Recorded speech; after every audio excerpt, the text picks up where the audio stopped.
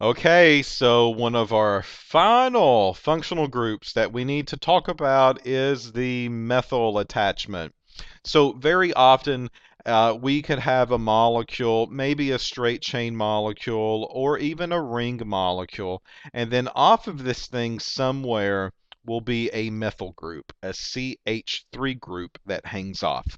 Now, this kind of group is labeled as a functional group, and we talk about this one because it is common, and then it is kind of easy and reliable to pick out. So basically, what that means is that for the most part, this is the signal that we see, with the exceptions of a few, and then some of the others we can't really rely on them. They shift around too much, and half the time they're there and half the time they're not.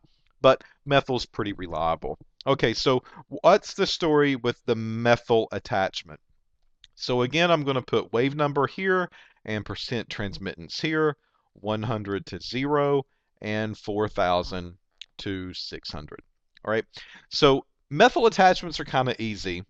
Uh, Almost every single time in an infrared spectrum at 1400, we will see a dip that comes really close to 1400.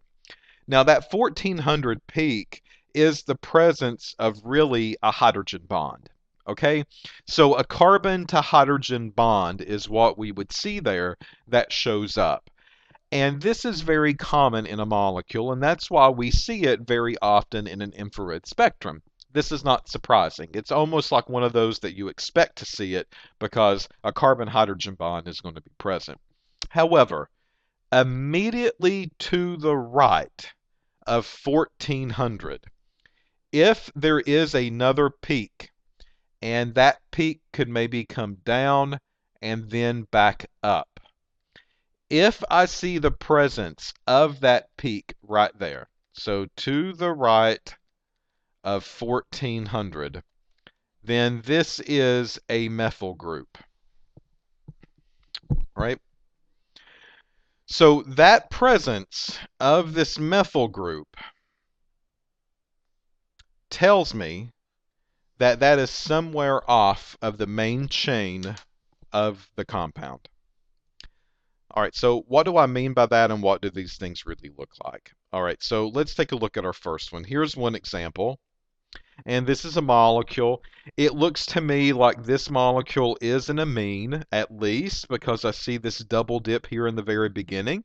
So I know that there's an NH2 group involved in some form or fashion. Maybe I need to check 1700.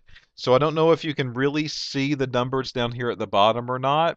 Let me see if I can make this a little bit bigger, and maybe we can look at those numbers a little bit better. And I'm going to look for 1700. And here's 1600, and there's 1700. And if I come up at 1700, I don't really see a carbonyl band. Okay, so that was what I was questioning. Is this NH2 an amide or an amine? And it looks to me like this is pretty much an amine group, an NH2 group hanging off of the molecule. No carbonyl involved. However, at 1400, which is right here, right up above, I see a peak, right? And that peak is very common. This is something that I would see almost in every single molecule. Immediately to the right, if I see another little spike coming off of that, really, really close, then that is a confirmation that we have a methyl group that is involved. All right, so here's another structure. This is 6-methyl, 5-heptene, 2-one. 1500, well, 1400's right here, and I come up and I see that little spike right there at 1400, and then immediately to the right of that one, I see another spike that's coming off of it. And that double dip kind of that happens there, really close together, is the positive signal that I have a methyl group involved. All right, here's another one. 1500 is right here. 14 I'll go over, and I come up, and this one is a little confusing. So this one at 1400, I don't really even see a spike. It's almost been shifted over on me, and I don't really know where to play it off of. And then over here immediately to the right, I don't see like a traditional double dip that goes on. So this is one of those examples where I would look at this and say, does this have a methyl group? And you would tell me no, and then that answer would actually be wrong. However, you did not interpret it the wrong way, because what you see, it really does look like it's a no. There is no methyl group on this at all.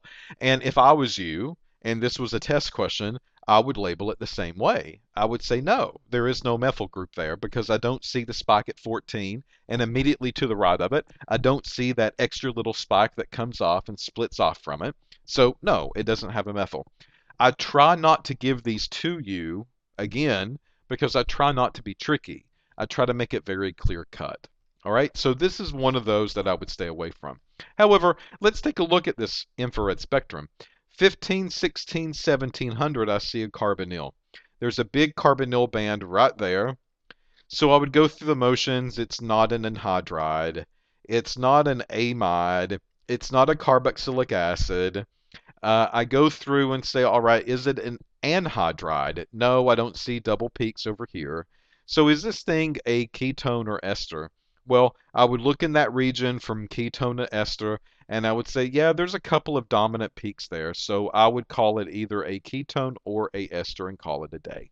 And sure enough, that's what we've got down here at the bottom. If you take a look at the structure, this carbonyl bond, it's right in between two carbons. So that is the definition of a ketone, and I would have a ketone with this infrared spectrum. Here, is there something else that I can pick out? Well, I can pick out that carbonyl band right there. I know it's not an aldehyde.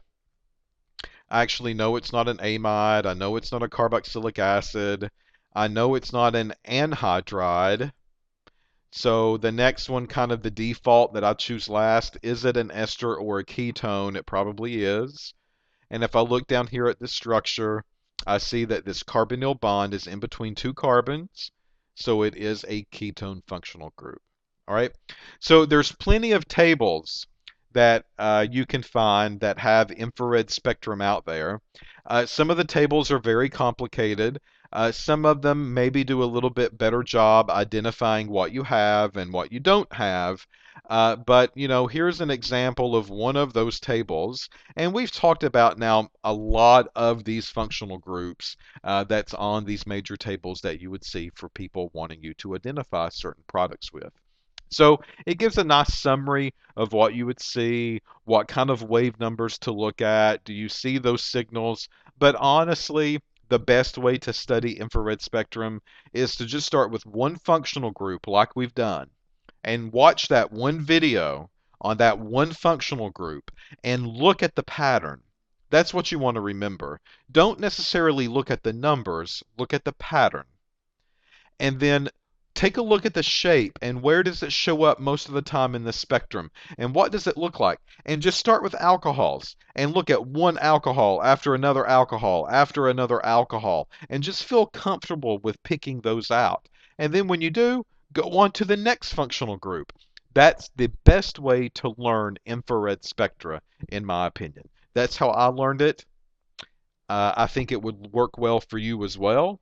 Just take your time with it and do it one little battle at a time. And then you will win the war with infrared spectrum. Okay? All right, so that's where this video is going to stop. There's really no more functional groups to talk about. That's it. And in the upcoming videos, what we will then do is talk about the instrument and talk about the pieces and parts and how this thing works. So we're kind of off of the theory and we're now venturing on to more equipment, pieces and parts, and hardware section of the lecture.